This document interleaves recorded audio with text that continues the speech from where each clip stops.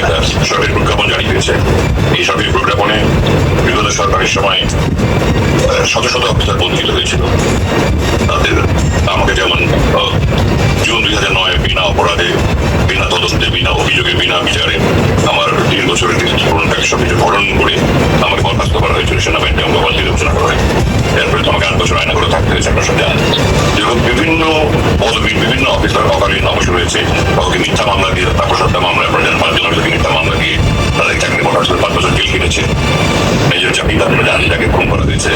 এরকম 115 জন অফিসার মধ্যে সেনাবাহিনী, নৌবাহিনী এবং বিমান বাহিনী মিলে এই প্রথম সেনাবাহিনীর হলো 115 জন, আর বাকি 2 বাহিনী মিলে 35 জন।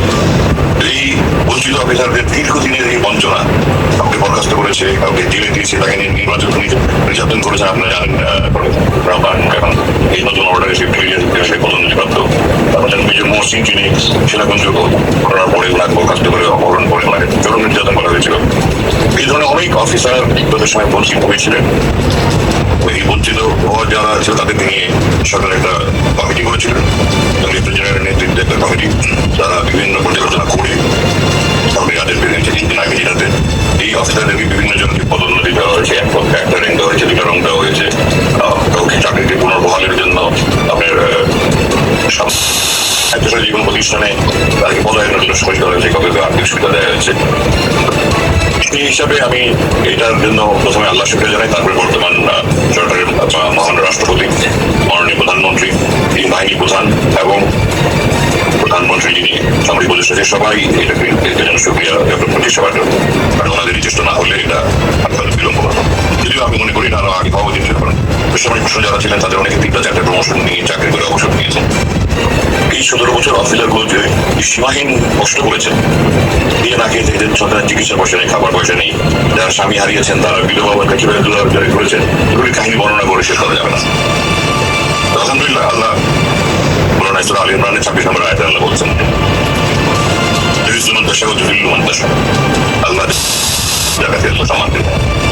আমাকে বরখাস্ত করে 8 বছর আয়না করে আটকে রেখে তারপরে আজকে আল্লাহ আমাকে সব ফ্রি কষ্ট হয়েছে। এই কষ্ট তো 1000 কোটি টাকা কিন্তু সমস্ত সম্পদ দিয়েও দূর করে যাবে না। আমার স্ত্রী সন্তান, আমার চিন্তা গয়না বিক্রি করে সংসার চালিয়েছে, ধার নিয়ে সংসার চালিয়েছে। আমার মা আমার জন্য কেঁদে কেঁদে 3 বছর আন থেকে দুনিয়া চলে গেল। এই সমস্ত সম্পদ দিয়ে তো এগুলো কোনো কম্পেনসেশন করা যাবে না। তারপর আলহামদুলিল্লাহ আল্লাহ বাকি রেখেছেন, ফিরিয়ে হচ্ছেন না, আজকে রাত্রিটা পুনরায় আরো যে একজন মুম্বাই ছিল তাদেরকে আটকে রাখার জন্য আমি সবচেয়ে দীর্ঘদিন ছিল 8 বছর। বেসামরিক মধ্যে আপনারা জানবেন আরমান, আমরা যদি আরমান যারা করে উনিও 8 বছর। যাদেরকে প্রমোশন দেওয়া হয়েছে তাদের মধ্যে আমার যেমন আমাকে 2টা প্রমোশন দিয়ে লেফটেন্যান্ট জেনারেল র্যাঙ্কে অবসর দেওয়া হয়েছে এবং প্রজাপেক্ষা প্রমোশন দেওয়া হয়েছে এবং আমার পেনশন সমস্ত টাকা দেওয়ার জন্য আলোচনা হয়েছে। আমার বয়স যোগ্যতা সাপেক্ষে সরকারি অথবা বেসরকারি যে কোনো প্রতিষ্ঠানে পদায়নের জন্য সুপারিশ করা হয়েছে। তিনিও লেফটেন্যান্ট কর্নেল থেকে ব্রিগেডিয়ার ডাবল প্রমোশন পেয়েছেন, যারা তারপর সবাই ডাবল প্রমোশন পেয়েছেন।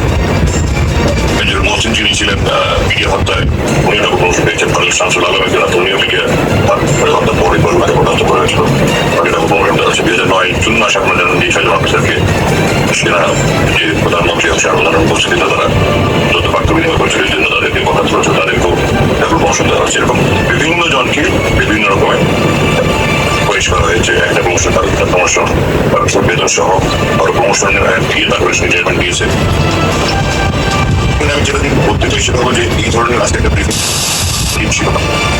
যে কোনো পেশাদার বাহিনীতে পেশাদারিত্ব স্মরণ করে থাকুন, রাজনৈতিক বিবেচনায় পদোন্নতি বঞ্চিত করা বা যারা মেধাবী বা যারা যুদ্ধ সাহসী তাদেরকে মাথা কেটে দেওয়ার জন্য তাদেরকে বের করে দেওয়া বা তাদেরকে বিভিন্ন হয়রানি করা, জেল জন্য নির্যাতন করা, এটা কোনো একটা সুস্থ মস্তিষ্ক মানুষ করা উচিত। দুঃখজনক এটা স্বাধীনতার পর থেকে চলে আসছে। গত সরকার যেহেতু প্রায় 15 বছর একটানা ছিল, তাদের আমলে এটা অনেক বেশি হয়েছে। একটানা তারা করতে করতে এক পর্যায়ে তারা নিয়ন্ত্রণের বাইরে আমরা চলে গেছে। তারা সীমা লঙ্ঘন করেছে। বাংলার জন্য সীমা লঙ্ঘন করে আমরা পছন্দ করি না, আমরা সেই করেছেন। আমরা সীমান্ত সরকারি পছন্দ করেন, এই জন্য আমরা তাদের কাছ থেকে অপমানের সুবিধা দিচ্ছি। আল্লাহ আজকে আমাকে আলহামদুলিল্লাহ আমি আপনার সঙ্গে আদায় করে সুযোগ করবো না। অনেক স্বপ্ন ছিল তাদের সাথে আমি পরামর্শ দিই। আল্লাহ আমাকে আমার র্যাঙ্ক দিয়েছে বা আমাকে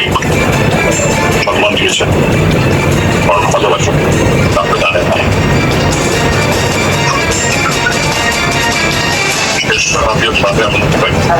এ বছরে আমার নিজের র্যাঙ্কের বরখাস্ত থেকে ওটাকে রিটায়ারমেন্টের আদেশ পাই।